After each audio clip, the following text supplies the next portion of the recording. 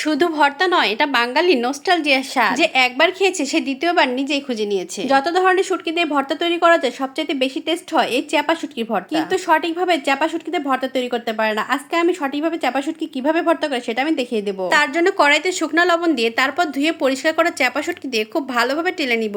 তারপরে কড়াইতে দিয়ে দেবো 2টি বড় বড় সাইজের রসুন আর পেঁয়াজ, 2টা বড় বড় পেঁয়াজ। এটা কিন্তু দেশি রসুন দিয়েছি। এগুলোকে ভালোভাবে টেলে নিব তেল দেওয়া ছাড়া। দেখেছেন পেঁয়াজ রসুন চেপা শুটকি সুন্দর করে নাড়াচাড়া করে মিক্স করে নিয়েছি এবং সুন্দর করে ভেজেও নিয়েছি। এখন এটাকে নামিয়ে নিচ্ছি। দেখেন কতটা সুন্দর হয়েছে। তারপর ওই কড়াইয়ের মধ্যে আমি বেশি করে শুকনো মরিচ আমি সিদ্ধ করে নিব। আমি ভীষণ রকমের ঝালখোর, আপনারা চাইলে ঝাল একটু কমিয়ে দিতে পারেন। আর এরকম সিদ্ধ করে নিলে কিন্তু ঝাল অনেকটাই কমে যায়। বকবক করতে করতে দেখেন আমার সিদ্ধ হয়ে গেছে। আমি কতটা সুন্দর করে পানিটা ঝেড়ে এই যে তুলে নিলাম আর একদম টকটকা দেখা যাচ্ছে। চাপা শুটকির মধ্যে ঝাল হলে কিন্তু বেশি ভালো লাগে। আর শুটকি মানে কিন্তু একটু ঝাল হতে হবে। ঝাল হলে এর স্বাদ অনেক গুণে বেড়ে যায়। এই মরিচের মধ্যে আমি লবণ দিয়ে সুন্দর করে এটাকে বেটে নেবো, তাহলে আমার বাটাটা দ্রুত হবে। ঝালটা আপনারা আপনাদের পছন্দ অনুযায়ী দিয়ে দিবেন। আমি কিন্তু অনেক বেশি ঝাল খাই, এর জন্য একটু বেশি করে দিয়েছি। আর এটা আমি একদিনে তো খাবো না, আমি 7-8 দিন ধরে খাবো। আর এই ভর্তাটা কিন্তু অবশ্যই মিহি করে বাটতে হবে। দেখেছেন কিভাবে মিহি করে বেটেছি। তারপর যখন বাটা কমপ্লিট হয়ে যাবে আমি ওটার মধ্যে ভেজে রাখা চাপা শুটকি আর রসুন আর পেঁয়াজ দিয়ে দেবো।